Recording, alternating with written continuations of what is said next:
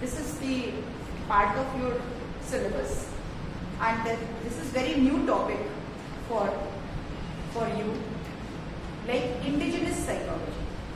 जब हम बात करते हैं इंडिजिनस एंड इंडियन साइकोलॉजी की, तो पहले हम लोग ये समझ लेते हैं कि आखिर जो इंडिजिनस साइकोलॉजी है ना, स्वदेशी है, जो इंडिजिनस साइकोलॉजी है वो क्या होती है और उसका मतलब क्या होता है, अर्थ क्या होता है। तो जो इंडिजिनस साइकोलॉजी है, इंडिजिनस साइकोलॉजी का मतलब होता है कि जब कोई मनोविज्ञान अपने देश के कल्चर, सोसाइटल नॉर्म्स, जो समाज के मानक है, जो समाज की संस्कृति है, कल्चर, और वहाँ की जो मूल भावना है, जो बेसिक नॉर्म्स हैं, हर कल्चर के, हर कंट्री के अलग अलग होते हैं। हर कंट्री का जो जीने और रहने का तरीका होता है वो अलग होता है। और आपको ये भी पता होगा कि हर कंट्री का जो फिलॉसफी है, दर्शन है, वो अलग है। भारतीय, अमेरिकन, या फिर ऑस्ट्रेलिया, नॉर्थ अमेरिका, मीन्स और जहाँ जहाँ के भी विश्व के जितने भी देश हैं, जापानीज, जर्मन, इन सब की अपनी एक फिलॉसफी है और ये अपनी फिलॉसफी को मानते हैं और उसी के अकॉर्डिंग अपने बच्चों की नर्चरिंग करते हैं।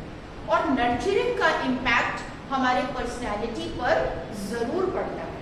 तो इंडिजिनस का मतलब ये हुआ कि जब अगर हम भारतीय साइकोलॉजी यानी भारतीय मनोविज्ञान की बात करें, तो हमारा दर्शन अन्य देशों के दर्शन से बिल्कुल अलग है। हमारी इंडियन फिलॉसफी अलग है।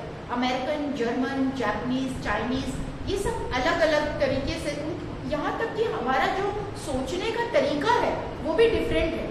अगर आप एक जगह पर, एक सिचुएशन पर आपको रखा जाए और उसी सेम सिचुएशन पर जापानीज या चाइनीज को रखा जाए या अमेरिकन को रखा जाए, तो उस पर्टिकुलर सिचुएशन में आपका बिहेवियर अलग होगा और दूसरी कंट्री से आए हुए लोगों का बिहेवियर सेम सिचुएशन में अलग होगा।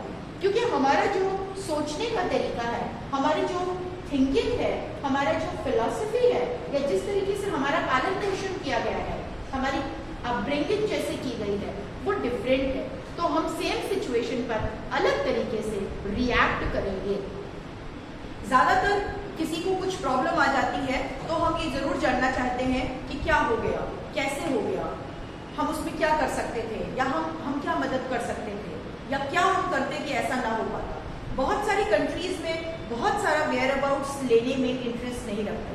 आपके घर में आज क्या हुआ या क्या नहीं हुआ, या बहुत ज़्यादा सोशल रिलेशंस नहीं रखते हैं। उनके कल्चर में ही नहीं है कि वो बहुत ज़्यादा पड़ोस में रहने वाले सभी लोगों से उतनी ही सिंपैथी रखें, ये कोई आवश्यक नहीं है। तो दैट मीन्स कि हमारा कल्चर और दूसरे देश का कल्चर अलग है। तो अगर अमेरिका में जो साइकोलॉजी पढ़ाई जाएगी और अगर वो अपनी इंडिजिनस साइकोलॉजी की चर्चा करते हैं, तो वहाँ के कल्चर और वहाँ के सोसाइटल नॉर्म्स पर आधारित होगी वहाँ का इंडिजिनस साइकोलॉजी।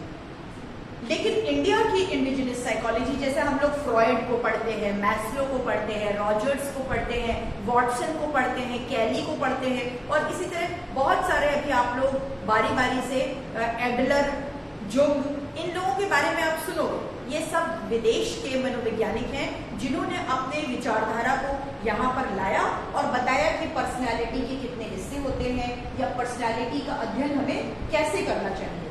पर हम पर्सनैलिटी का अध्ययन कैसे करते हैं? अगर हम इंडिया की बात करें, स्वदेश की बात करें, तो हमारे यहाँ पर्सनैलिटी का अध्ययन करने का बिल्कुल अलग चीज है। अगर आप लोगों ने सुना होगा पंचकोश का सिद्धांत, जिसमें हम अन्नमय, मनोमय, विज्ञान में, आनंद में, इस तरह के कोश की बात करते हैं। पंचकोश का सिद्धांत, जिसमें हम कहते हैं कि जो सबसे बाहरी लेयर होती है वो अन्नमय होती है, मतलब केवल खाना पीना और सोना। अन्नमय, ज्ञान में, विज्ञान में, आनंद में, यानी कई सारे लेयर्स है। मतलब हम इंडिया कहते हैं, इंडियन साइकोलॉजी या इंडिया फिलॉसफी ये बताती है कि हमारा जो व्यक्तित्व है वो बहुत सारे लेयर्स में बना हुआ है, इसीलिए उसको भारतीय पंचकोश का सिद्धांत भी कहा जाता है। ये भी कहा जाता है कि किस तरीके से कुछ लोग बहुत तरह की प्रवृत्तियां होती हैं, जैसे सात्विक, तामसिक और राजसिक 3 तरह की प्रवृत्तियां होती हैं। यानी कि किसी किसी में सात्विक बहुत ज्यादा पाया जाता है, बहुत ईमानदारी से अपने कार्य को करना, सद्विचारों का पालन करना। तामसिक बहुत क्रोध, लड़ाई झगड़ा। राजसिक यानी पावर को पाने के लिए वो कुछ भी करेंगे, बहुत पावर चाहिए उन्हें, बहुत ज्यादा साजो सामान, शान, उनको बहुत कुछ चाहिए। वर्ल्डली पावर, सांसारिक सुख, वर्ल्डली पावर की अगर हम बात करते हैं तो राजसिक की बात करते हैं। सात्विक की अगर हम बात करते हैं तो बड़े आध्यात्मिक टाइप के होते हैं, उनको जो मिला जैसे मिला, ईश्वर में उनकी भक्ति और सद्विचारों से संबंधित होते हैं, अपनी जरूरतों तक ही फोकस करते हैं। ये नहीं कि बहुत ज्यादा ये भी ले लें, वो भी ले लें, इस चीज को भी ले लें, तो ऐसा उनमें नहीं। एनीवे, हम केवल आपको ये कंसेप्ट देना चाह रहे थे कि इंडिजिनस साइकोलॉजी क्या होती है और किस तरह से अन्य देशों में, अलग अलग भिन्न भिन्न देशों में उस देश की अपनी एक मनोविज्ञान होता है, उस देश का अपना एक इंडिजिनस साइकोलॉजी होता है। और अगर हम इंडियन साइकोलॉजी की बात करें तो वो हमारी नेक्स्ट साइकोलॉजी इंडियन ट्रेडिशन। तो ये राव परांजपे की एक बुक है, जरूर पढ़िएगा, ऑनलाइन भी ये पढ़िएगा, ये बुक ऑनलाइन भी है। Systematic account of Indian psychology according to them the study of the individual जीवा। यानी इंडिविजुअल को क्या कहा गया? जीव। जीव, इंडिविजुअल, किसी एक व्यक्ति को क्या कहा गया? जीव की बात की गई है।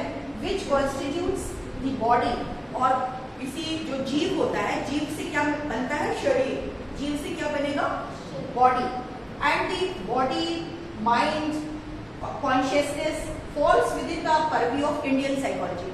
यानी कि इंडियन साइकोलॉजी के परव्यू में 3 चीजें आ गई। एक तो बॉडी यानी शरीर, माइंड और कॉन्शियसनेस, इन 3 चीजों की बात कही गई। बॉडी, सभी लोग चाहे लिख भी सकते हैं, बॉडी, माइंड एंड कॉन्शियसनेस, ये सारा हमारे इंडियन साइकोलॉजी को स्टडी का क्षेत्र माना गया।